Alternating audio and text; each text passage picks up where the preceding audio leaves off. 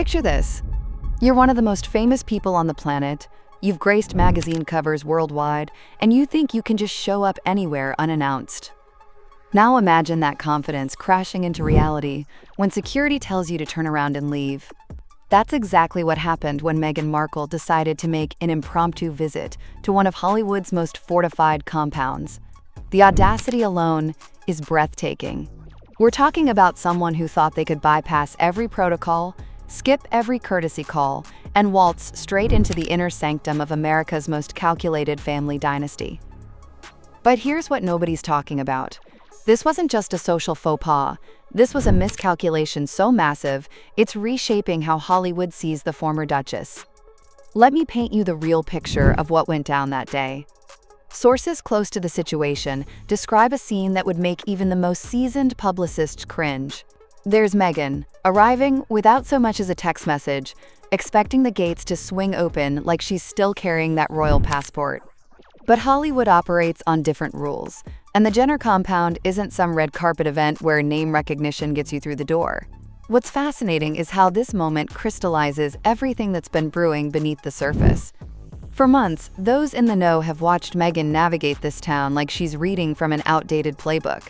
The subtle Instagram interactions, the strategic photo placements, the carefully timed public appearances, all building toward what she clearly thought would be her integration into America's royal family equivalent. But here's where it gets interesting. The matriarch of that empire didn't just happen to be unavailable. This was a deliberate message, delivered with the kind of precision that only comes from decades of managing public perception. When your security team turns someone away, especially someone of Meghan's profile, it's not about scheduling conflicts. It's about boundaries, respect, and understanding your place in the ecosystem. The ripple effects of this rejection are already being felt throughout the entertainment industry.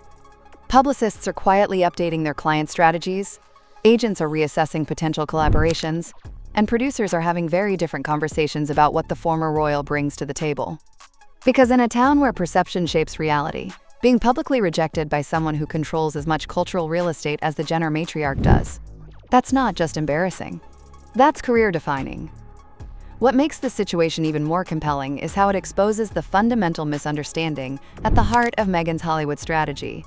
She's been operating under the assumption that her previous status translates directly into American celebrity currency. But that's not how the system works. Royal titles might open doors in London, but in Los Angeles, you need to prove your value proposition every single day. The entertainment industry has been watching this transformation with a mixture of fascination and concern. Here's someone who once commanded global attention, who could single-handedly shift public conversations, now struggling to secure the kind of access that B-list influencers take for granted. It's not about talent or potential, it's about understanding the game you're playing. And the game has changed dramatically since she first arrived in California. The initial curiosity about the royal refugee has evolved into something much more skeptical. Industry insiders are asking harder questions about what she actually brings beyond name recognition and controversy. In a market saturated with content creators and celebrity personalities, being famous for being famous only gets you so far. This is where the story takes a darker turn. Behind the carefully curated social media posts and strategic public appearances, there's a growing sense of desperation that's becoming harder to hide. The woman who once effortlessly commanded rooms is now working overtime to get noticed in rooms she's not even invited to. That shift from organic influence to manufactured relevance, Hollywood can smell it from miles away. The psychological toll of this transition can't be understated. Imagine going from having every major publication fight for exclusive access to struggling to get return calls from mid-tier podcast hosts. That's not just a professional adjustment, that's a complete recalibration of self-worth and identity. And when someone's operating from that headspace, they make choices that seem increasingly out of touch with reality. This brings us to the elephant in the room, the collateral damage.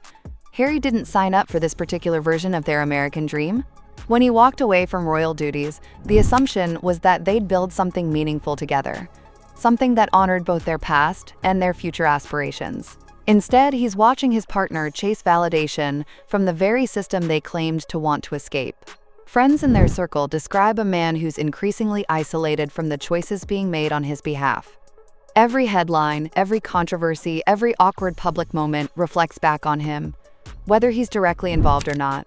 That's the reality of being married to someone whose personal brand has become inseparable from chaos and unpredictability. The most tragic aspect of this entire situation is how preventable it all was.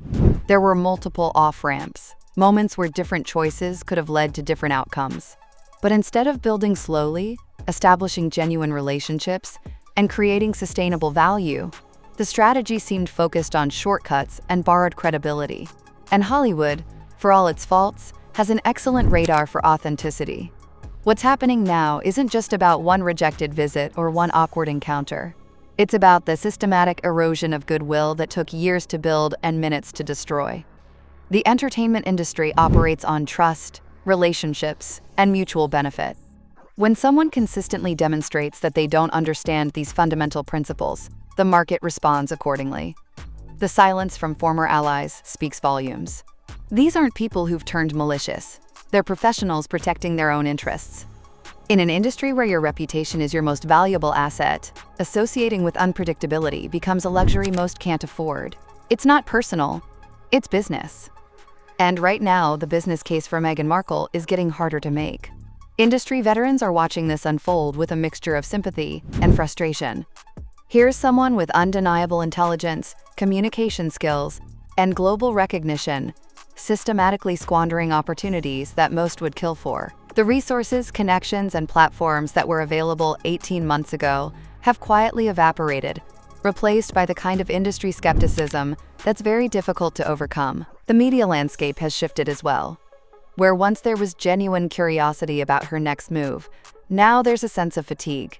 Publications that once fought for exclusive access are increasingly treating her as a cautionary tale rather than a compelling story. That transformation from subject to object lesson, that's when you know the narrative has fundamentally changed. This latest incident isn't just another headline. It's a crystallization of everything that's been building for months. The rejection at those gates represents something much larger than one person being turned away from one house.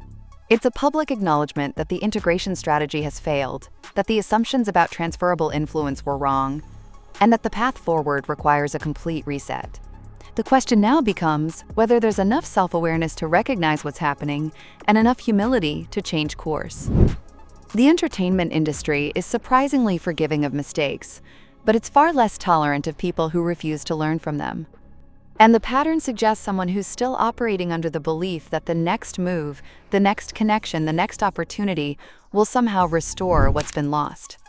But that's not how recovery works in this business.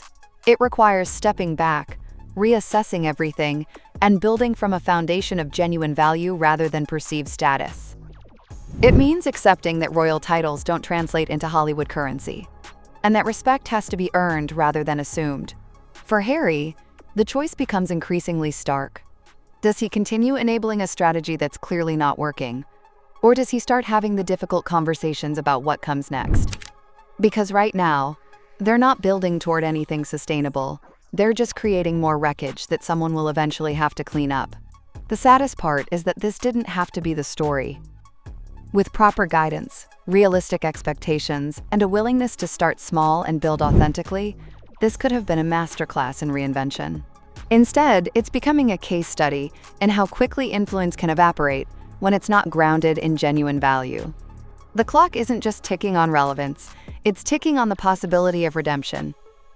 Because in Hollywood, there's always a next story, a next scandal, a next fascinating personality to capture the collective attention. And once the spotlight moves on, getting it back becomes exponentially more difficult. What happens next will determine whether this becomes a temporary setback or a permanent exile. The choice is still there, but the window for making it is closing faster than anyone wants to admit. And sometimes, the most important doors are the ones that close behind us, forcing us to find new ways forward. The entertainment industry will keep watching, keep analyzing, keep waiting to see if there's a plot twist coming. But right now, all signs point to a story that's heading toward a very different ending than anyone originally imagined.